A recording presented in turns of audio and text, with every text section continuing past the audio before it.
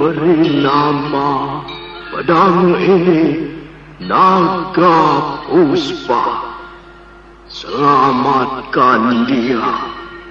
Jangan sampai jatuh ke tangan pendekar berwatak jahat.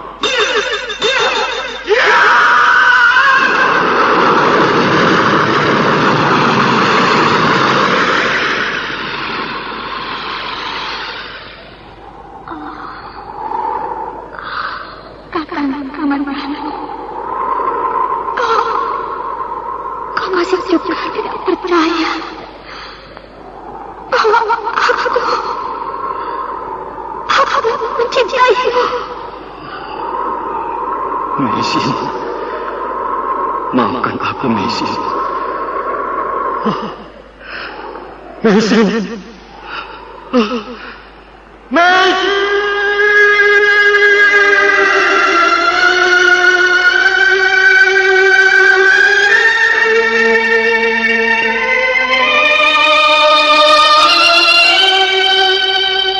Tutur Tinula.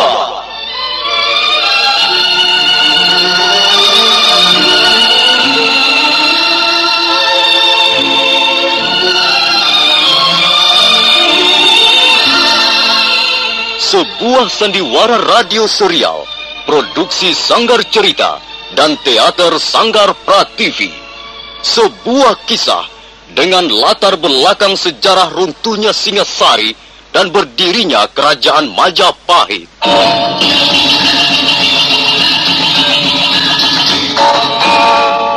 Sandiwara ini didukung oleh pemain-pemain radio yang sudah ternama, Ferry Fadli, Yvonne Rose, dan Eli Ermawati.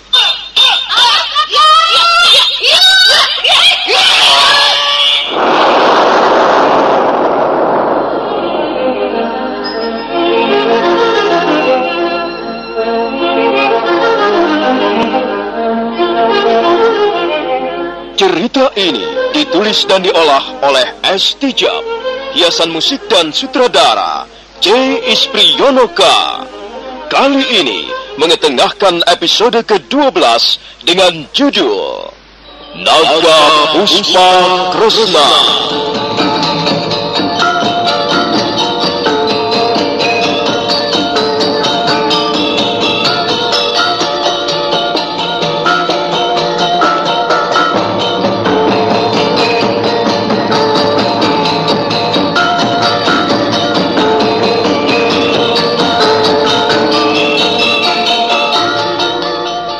Dalam seri ke-339 ini didukung oleh para pemain Lukman Tambosi sebagai Empu Bajil, M. Abud sebagai Arya Dwi Pangga, Yvonne Rose sebagai Sakawuni, Ferry Fadli sebagai Arya Kamandanu, dan Asdi Suhastra pembawa cerita. Selamat menikmati.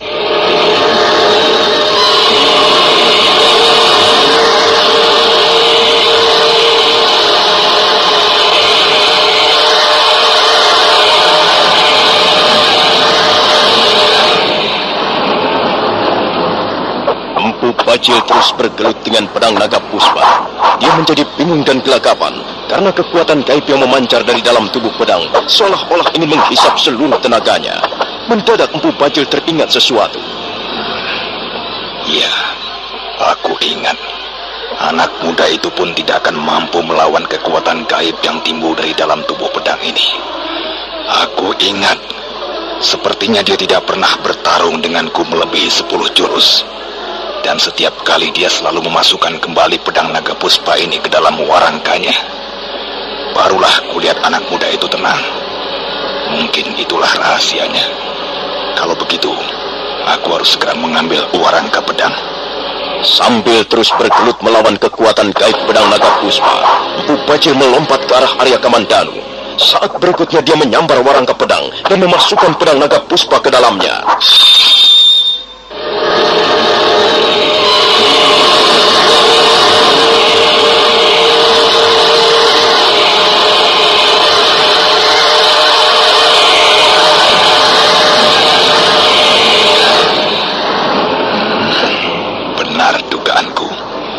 Kuncinya adalah warangka pedang. pedang ini memang tidak boleh terlalu lama di luar sarungnya. Pantas anak muda itu selalu membatasi diri setiap kali bertarung denganku. Sepertinya dia hanya berani bertarung tidak melebihi dari 10 jurus. Pantas dia kabur-kaburan. Rupanya dia tidak akan mampu memainkan jurus-jurus pedang melebihi dari takarannya. Kamandanu, mampuslah kau sekarang. Apa yang bisa kau katakan sekarang ini? Lihat saja, kau sudah berhasil kurobohkan. Itu sebagai bukti bahwa Empu Bajil lebih unggul. Empu Bajil lebih hebat. Sekarang kau tidak pantas untuk menyombongkan dirimu di depanku, anak muda. Tentu saja tidak. Bagaimana kau bisa menyombongkan dirimu kalau sebentar lagi tubuhmu akan lumat oleh Aji Segara Geni?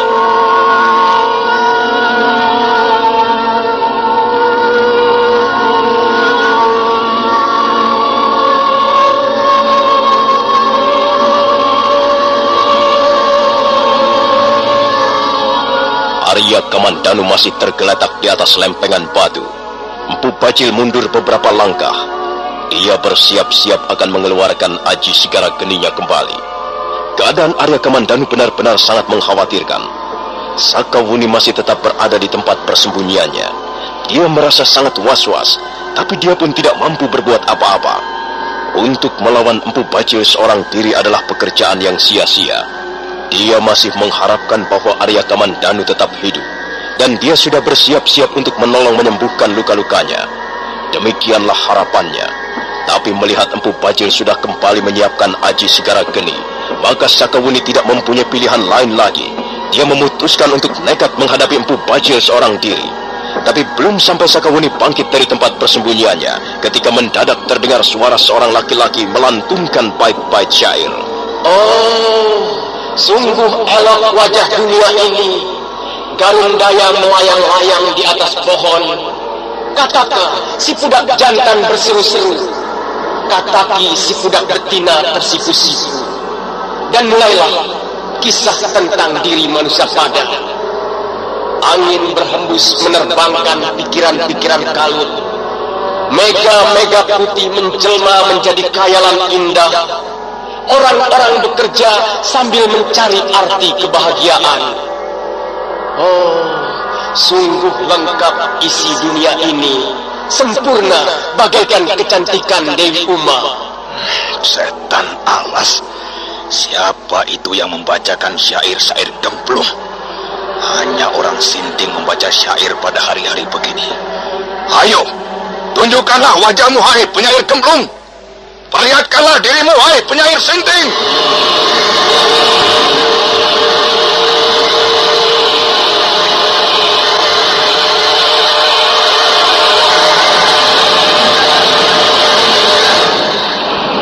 Begitu Empu Bajil menyelesaikan kalimat-kalimatnya, dari balik bongkahan batu besar muncul sesosok tubuh manusia. Dia adalah seorang laki-laki yang masih cukup muda. Rambutnya panjang mengurai sampai ke bahunya. Pandangan matanya tajam. Pancaran wajahnya dingin. Dingin bagaikan air telaga tak pernah dijamah tangan-tangan manusia. Laki-laki itu berhenti sejenak. Mulutnya menyungging suatu senyuman. Senyuman dingin. Setiap orang mendayung perahunya masing-masing, menyusuri sungai kehidupan fana yang tak pernah dimengerti ujung pangkalnya, hilir mudiknya. Mereka tertawa di atas perahu, bercanda di atas perahu, beranak pinak di atas perahu, dan meregang nyawa sendirian, hanya berteman bayangan-bayangan palsu. Hentikan! Hentikan! Aku jijik mendengar syair-syairmu. Syair-syair cengeng, syair-syair tak bermutu. Kau pastilah gelandangan yang sudah putus asa. Maaf, agaknya Tuan kurang menyukai syair. Bagiku syair seperti makanan yang tidak enak. Aku tidak doyan menjamahnya. Melihatnya pun muak. Bleh. Tuan Bajil tidak perlu membenci syair. Kalau Tuan tidak suka mendengarnya, Tuan bisa menutup telinga Tuan. Keparat, setan belang. Dari mana kau tahu namaku? Bukankah Tuan Bajil adalah seorang pendekar ternama? Tentu saja aku mengenal Tuan. Dan lagi ciri-ciri tubuh Tuan sungguh mudah untuk diingat. Persetan dengan apa yang kau katakan. Kalau kau masih juga berdiri di situ, nasibmu akan celaka. Aku tidak akan membuang-buang waktuku. Nampaknya Tuan Bajil terburu-buru. Maafkan kalau aku telah mengganggumu. Cepat minggat dari hadapanku. Tak sudi aku berurusan dengan manusia gelandangan macam dirimu. Maaf Tuan, aku memang seorang gelandangan. Aku ini gelandangan hina. Rumahku di bawah kolong langit, minumanku seteguk embun, makananku sepotong dahan kering. Hai, gelandangan sinting. Masih juga kau berdiri di situ? Aku sudah memberimu peringatan. Dan karena kau masih juga berdiri di situ, aku akan membuatmu menyesal seumur hidup.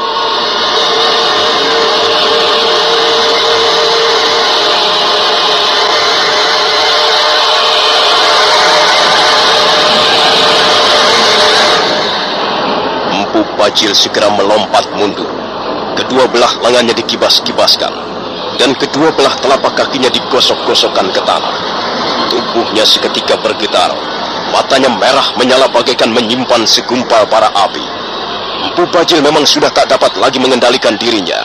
Dia bermaksud memusnahkan laki-laki penyair dengan aji segara geni. Tapi laki-laki penyair nampaknya tidak tinggal diam. Dia pun segera melompat mundur. Dan selanjutnya, laki-laki itu berteriak lantang melantunkan bait-bait syair mengerikan. Aku datang dari balik dunia kegelapan.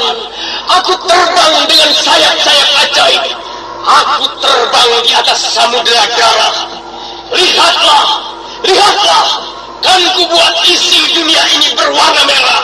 Ya!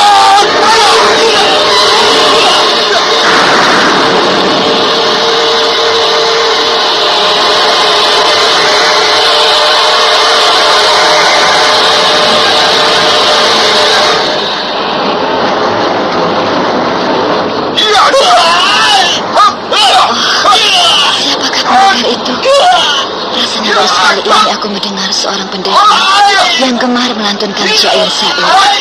Tapi nampaknya dia mempunyai kemampuan ilmu kanuragan yang cukup tinggi. Kira-kira pertarungan mereka cukup seimbang. Memang benar pendapat Sakawuni yang masih tetap mendekam di balik rumpun semak belukar. Pertarungan antara Empu Bajil dan pendekar aneh itu berjalan cukup seimbang.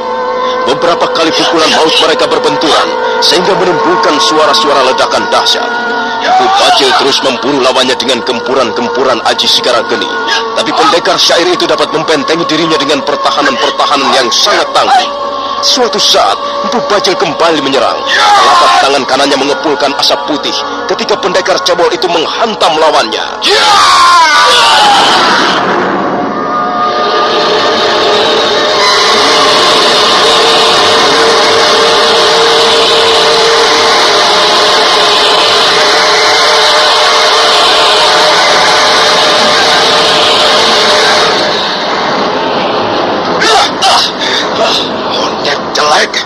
Rupanya kau mempunyai simpanan ilmu juga. Pertarungan baru saja dimulai Tuan Bajil, dan saya sangat menyukai pertarungan semacam ini. Kau harus bersabar, hai gelandangan hina. Aku tidak mempunyai waktu untuk bercanda denganmu. Tunggulah pada lain kesempatan. Kalau kita bertemu lagi, barulah kita akan menyelesaikan pertarungan ini. Mengapa harus ditunda-tunda Tuanku Bajil? Aku mempunyai urusan yang jauh lebih penting daripada melayani gelandangan hina seperti dirimu. Nah, sampai ketemu di lain kesempatan. Selesai berkata, Empu Bajil segera melesat pergi. Kakinya hinggap di atas sebongkah batu. Kemudian pendekar cebol itu menoleh kembali ke arah laki-laki aneh. Jangan keburu berbangga hati, hai pendekar sinting. Suatu saat kita akan bertemu kembali. Dan pada saat itulah, Empu Bajil akan membinasakanmu.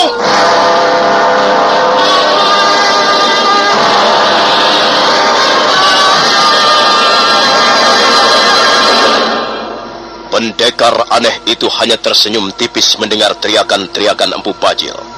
Dia sama sekali tidak berusaha untuk mengejar. Dan Empu Bajil pun segera melesat sekencang-kencangnya, berlari meninggalkan lereng Bukit Kardama. Pendekar aneh itu masih tetap berdiri di tempat semula.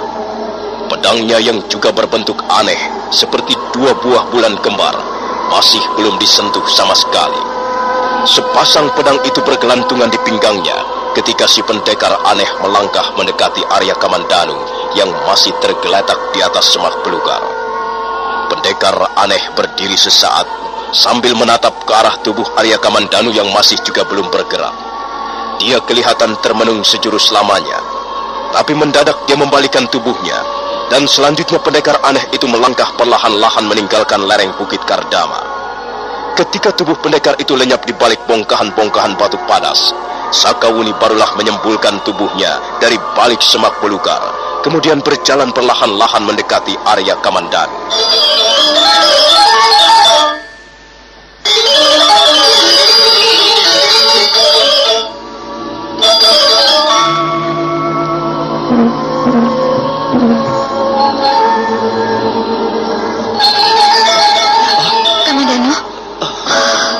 Syukurlah kau sudah sadar kembali. Sakawuni? Benarkah kau Sakawuni? Kau pingsan cukup lama, Kamandanu. Sejak tadi aku menunggumu di sini. Aku sudah sangat khawatir. Untunglah kau segera sadar kembali. Semula aku sudah sangat kebingungan dan khawatir. Aku baru saja bertarung melawan Pubajil. Iya, aku melihat jalannya pertarungan kalian. Rupanya pendekar cebol itu sudah berhasil meningkatkan kemampuan Aji Segara Geninya. Iya, dia berhasil melukai tubuhku. Pertahananku kebobolan. Aji Segara Geni berhasil menyambar sebagian dadaku sebelah kiri. Kau tidak usah cemas, Kamandanu. Luka-luka dalammu akan segera bisa disembuhkan dengan bunga tunjung biru. Tapi aneh sekali. Mengapa dia tidak membunuhku? Mengapa dia membiarkan aku pingsan di sini? Sakawuni kemudian menceritakan apa yang baru saja dilihatnya, terutama sekali tentang kehadiran seorang pendekar aneh yang gemar melantunkan bait-bait syair. Pendekar aneh itulah yang kemudian menggantikan Arya Kamandanu menghadapi Empu Bajil. Ya, semula aku bermaksud menolongmu, Kamandanu. Tapi mendadak pendekar aneh itu muncul. Dan selanjutnya, dialah yang kemudian bertarung melawan Empu Bajil. Kemampuan ilmu kanuragan mereka seimbang. Empu Bajil nampaknya tidak ingin meladennya lebih jauh. Dia memilih kabur. Dan pendekar aneh itu pun segera pergi meninggalkan Bukit Kardama ini. Pedangku. Di mana pedang naga puspa? Tenanglah, Kamandanu. Tenanglah. Pedangku Sakawuni. Bajil telah mengambil pedangku. Benarkah Bajil telah mengambil pedangku? Ataukah pendekar aneh itu yang telah mengambilnya? Katakanlah, Sakawuni. Tenanglah, Katakanlah. Kamandanu. Tenang. Akan kukatakan. Tapi tenanglah dulu. Kalau kau terlalu bernafsu, kau bisa memuntahkan darah karena luka-luka dalammu. Tenanglah. Berbaringlah saja di sini. Aku akan menceritakannya. Ya, memang benar. Empu Bajil telah mengambil pedangmu, Kamandanu. Sekarang pedang naga puspa berada di tangannya. Mengapa kau tidak berusaha mencegahnya, Sakawuni? Mengapa kau biarkan pendekar jahat itu mengambil pedang naga puspa? Semula aku bermaksud begitu, Kamandanu. Tapi kemudian aku memikirkan keselamatanmu. Maka aku berusaha untuk menahan diri. Aku belum tentu akan mampu menghadapi Empu Bajil ataupun pendekar aneh itu. Karena itu aku berusaha untuk menyabarkan diri. Kau tidak ingin melihat kita berdua mati konyol, bukan? Tapi pedangku, Sakawuni. Pedang naga puspa itu tidak boleh jatuh ke tangan seorang pendekar seperti Empu Bajil. Inilah pesan dari Paman Ranubaya yang disampaikan kepada pendekar lo. Dan pendekar lo meneruskannya kepada Mesin. Kemudian Mesin meneruskannya kepadaku. Pedang naga puspa itu adalah senjata yang sangat ampuh. Dia bisa bermanfaat jika berada di tangan seorang pendekar beraliran putih. Sebaliknya, dia bisa mendatangkan bencana besar jika berada dalam genggaman seorang pendekar berwatak jahat seperti Empu Bajil. Iya, aku tahu, Kamandanu, aku tahu. Tapi aku tidak mempunyai pilihan lain. Aku tidak ingin kita mati konyol bersama-sama. Maka lebih baik aku mengalah. Soal pedang naga puspa itu bisa kita rebut kembali dari tangan Empu Bajil. Tapi kalau kita mati konyol, apa yang bisa kita lakukan? Kita harus mencari Bajil sekarang juga, Sakawuni. Kita harus dapat merebut kembali pedang naga puspa itu. Jangan, Kamandanu, jangan. Kau jangan bodoh. Kau sekarang ini sedang terluka parah. Lebih baik kau sembuhkan dulu luka-lukamu. Dan setelah itu, barulah kita memikirkan soal pedang naga puspa.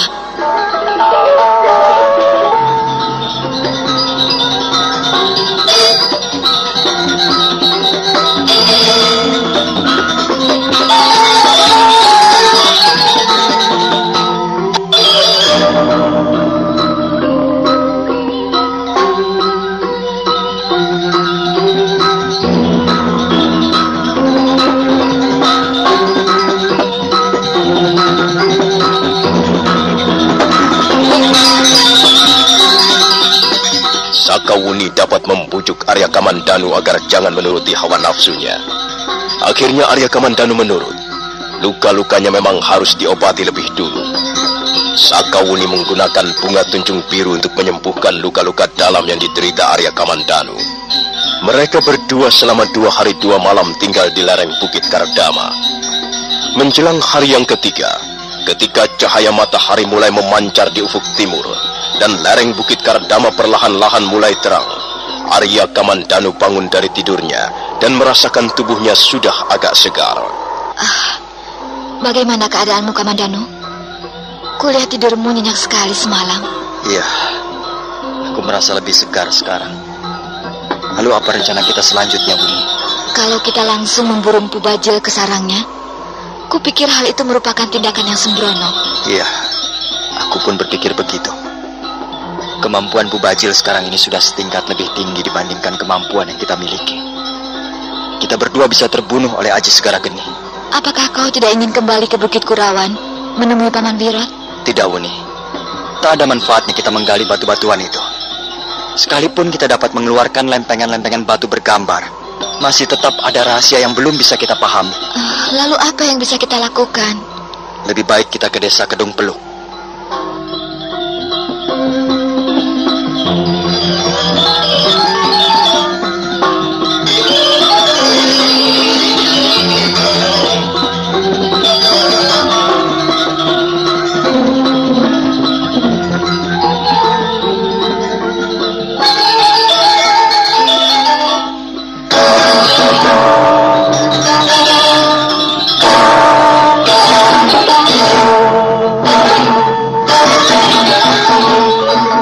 Arya Kamandanu kemudian menceritakan kepada Sakawuni tentang pertemuannya dengan Nini Luh Jinggan, juga tentang tari-tarian aneh yang bernama Nisa Cara Nagini.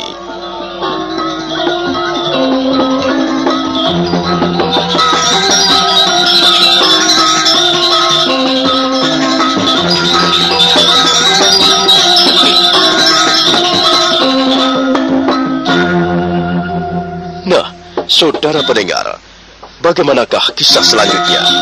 Apakah yang akan dialami Arya Kamandanu dan Sakawuni